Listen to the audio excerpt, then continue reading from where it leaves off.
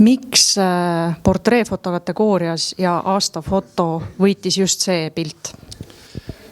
See on väga puudutav ja väga traagiline foto.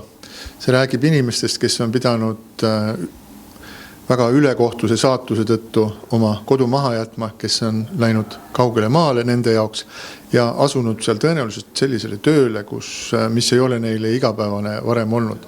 Ja seal on ka selline alltekst, et inimesed, kes on tulnud oma kodust, nad on millekski ennast harinud, teinud mingit tööd, nad on sattunud võõrale maale, nad on väga kallis hotellis, aga nad ei ole seal külaliste, vaid teenindajatena. Ja see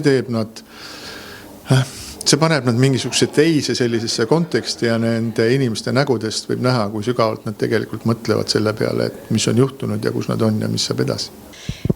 Olemuse võitja foto oli kindlasti väga lõppenud aasta nägu. Meil oli seal omajagu vaidlust võitja üle. Päris tuliselt ja pikalt vaidlesime, aga lõpuks me leidsime, et võidufoto oli väga mitmekihiline. Me ei väsinud selle vaatamisest, et mida pikemalt me vaatasime, seda enam huvitavat detaile me nägime seal, et mõneti ta oli ikkagi teistest peajagu üle, lihtsalt meil läks aega, et selleni jõuda.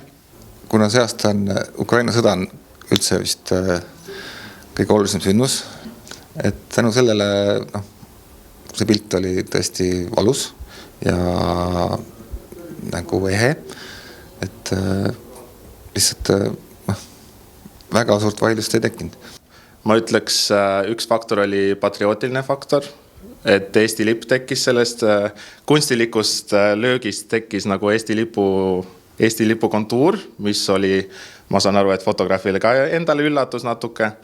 Teine, et see on muidugi üks top sportlasi Eesti, keda kõik tunnevad ja kõik koos, kõik see pilt mängis, et on ikka natuke, ei ole puhas spordifoto, on kunstliku efekti peal, long exposure'i ja kõik see pilt mängis kokku, kõik emotsioon ja sportlanega, mis mulle meeldib, et muidugi naisi peab alati ilusti näitama, aga on ka seda sportlikult näha, et see jõud on taga, et on sport seal kõik. Nii et ma ütleks väga hea pilt ja hästi teenitud võit. The picture of a funeral is the strongest in Estonian press photography contest this year. And this picture has lots of details and at the same time it has everything. The story about what Russia did and still doing in Ukraine.